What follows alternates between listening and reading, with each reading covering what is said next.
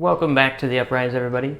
So I just wanted to talk about kind of the channel and some of the other things that it's going to be available for. So open topics are going to be something that's available.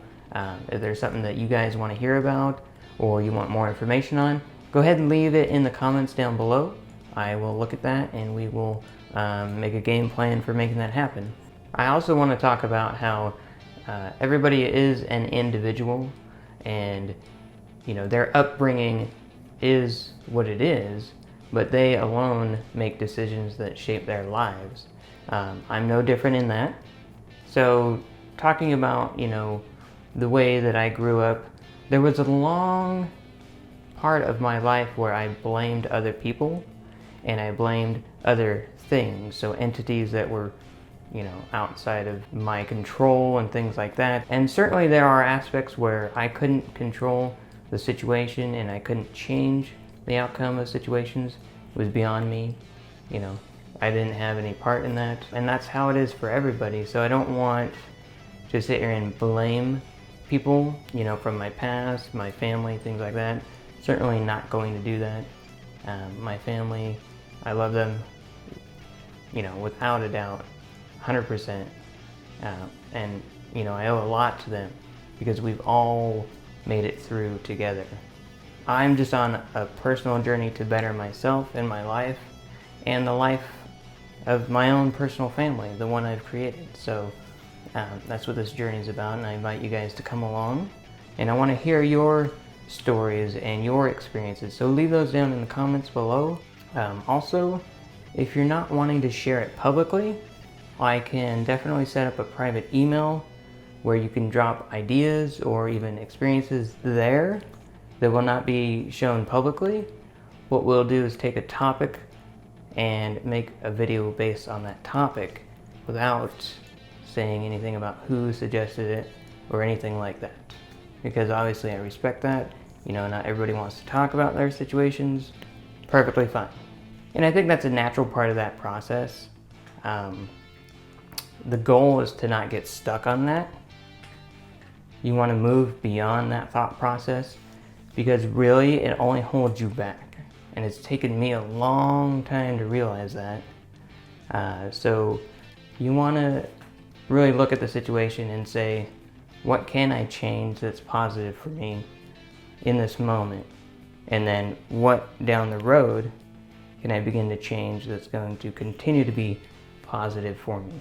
So being able to break down those different items is going to be key. Now, one of the ways you can start to do that is to list out everything right now in this moment that you're able to change about either your situation, your own self, personally, how you react to situations, how you react to different interactions, and really list out what you're able to actually change right now. And then you want to focus on trying to maintain those changes and really build new routines. It's what's going to end up looking like. And then you want to list out all of the things that you're not able to change at this moment, but they're going to require change down the road. So you want to list out what those are, and then you want to list out what you need to do to get to that point of changing those items. So it could be miniature goals along the way. Those miniature goals are going to do two things. They're going to help you change, but they're also going to help you build your self-confidence up. That's super important for being able to create a better life and make a positive change in your life. So one example of that is how my wife and I wanted to go to college. Now, my family in particular, very few people have been to college, and been able to go to college. So that was a personal goal of mine, and the same for my wife. It was a personal goal of hers. So there's a lot of steps to doing that. First, you have to have a GED or a diploma, so you want to make sure that's taken care of. There's a whole bunch of steps for just doing that. In fact, I put myself back into some remedial classes to get up to par so that I could, achieve my GED because I did not graduate, but I aced all of that, no problem. And then you want to get yourself ready for the college entrance exam. And really you got to decide where you want to go, what you want to do. Really start with what you want to do. That is a huge thing.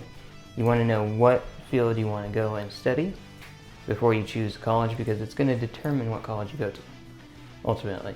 If you're not able to travel, then you want to look at the local colleges around and see what they offer. That's something you are willing to learn and make a part of your life. So one of the things is you want to make sure and do what we said, list out the things that you need to achieve in order to get yourself there. So what we did is, we looked at what we wanted to do, okay, and then where can we do that? Okay, so we can move here, and we can attend college here, and we can earn our degrees, and it looks like there's plenty of offerings in the area for that type of thing. So we'll move our family there. Now, we're doing all of this on top of having 2 children. So we definitely know that it's possible for anybody to get out there and do this, even with having children. And, being devoted parents and wanting to make sure you raise your children appropriately, it can be ever more challenging because you have to devote yourself to them completely. We also have to devote to building yourself up. That's going to improve their lives. So if you improve yourself, it will improve your children's lives. Not only can single people do this, but parents can do this as well. The next step is, once you've decided where you're going to go and what you're going to study, how do you get in? You want to make sure you're able to pass the college entrance exams. There's going to be, a standard level that you have to be at in order to attend.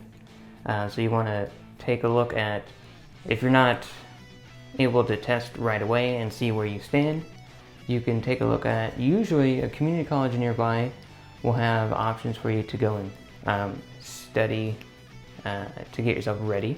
So they have college readiness classes available. And typically those can be free. Depends on the college. And you want to take a look online typically to find those resources, but they're readily available. The next step, once you do get accepted, is how am I going to pay for this?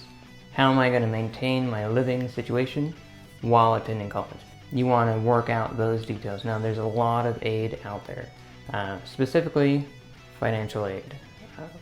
That is something you can apply for through the government, and the colleges will have those programs available. You have to speak to the administration office, and they can give you information. The other item you can look at are scholarships. Plenty of scholarships are available at many different colleges.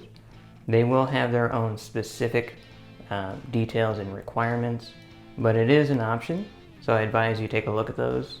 And remember to, along this whole process, list out what you're trying to do, how are you going to get there, and set these goals so that you can check them off your checklist and build your self-confidence. Now, my wife and I were able to do this. We set out goals for ourselves. We broke down the whole situation. We were living in a larger home that had enough comfortable space for us and our 2 children.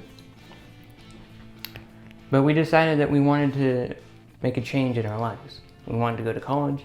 We wanted to better ourselves. We wanted to move forward into the next phase of our lives. So we actually downsized to a tiny 2-bedroom apartment. And we spent a year saving and getting ready for the move. So the move was in a whole nother state, and it required a lot of work to get ready. So we spent a year not only saving up money in that smaller apartment, but planning, figuring out what do we need to do to get ourselves to that situation. And the best way to do that is to plot out your course by making a list and checking off each thing as you go, building that self-confidence, keeping it going. The more involved in your actual change, the actual process that you want to have occur, the easier it's going to be. The more on top of your game, the easier it's going to be. So you want to actively devote yourself to the process, even though it's tedious, time consuming, and frustrating. It is going to be valuable. So, we sat out, plotted the whole course, moved to a small apartment, save money, work on getting ourselves into the colleges, or the college. So that's just our example of, something that we wanted to change. We put in the work and we made the change happen. So both of us graduated and we are good to go. So that's just an example of change that we wanted. We listed it out, we worked on it, those check marks, and we're able to graduate and better ourselves ultimately in the process. So stick with it.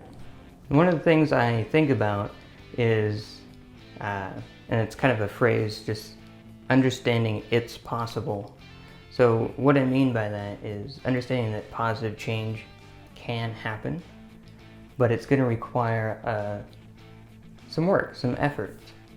And just like anything in your life, practice makes progress, not perfection. You don't want to focus on perfection. You want to focus on progress, because that actually gets you somewhere and it doesn't make that mountain look as big. It'll turn it into a little tiny hill, in your mind. You want to visualize it as achievable. So, to begin to understand that it is possible, you want to work on those little victories, and you want to give yourself the opportunity to achieve these smaller goals.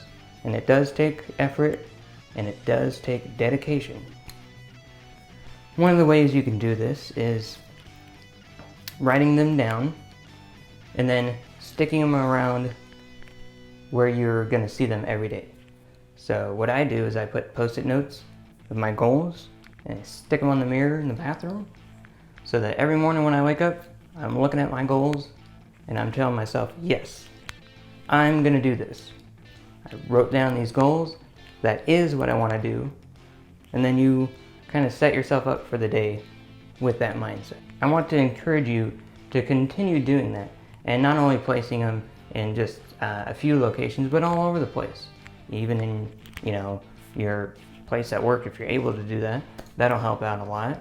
Just everywhere that you can see that visually written down. Here's my goal. Here's what I'm trying to do. Focus, focus, focus. And what it does for you is it begins to build that focus on a subconscious level, where your goals are all the time, this is what I'm thinking about. Even though you're not sitting there mentally forcing yourself to think about it, you're riding that wave to what you want to get.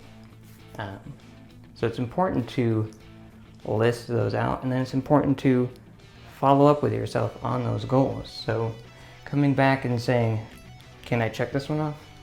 Can I check that one off? And the moment you do that, that's the moment your self-confidence begins to raise and you begin to feel better about the situation.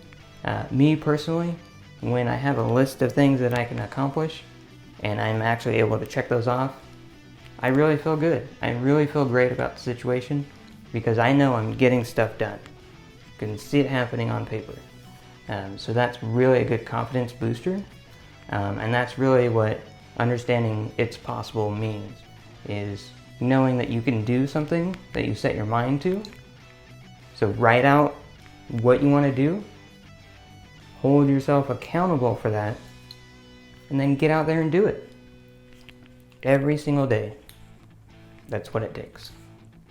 All right, stick around. I'll see you in the next one.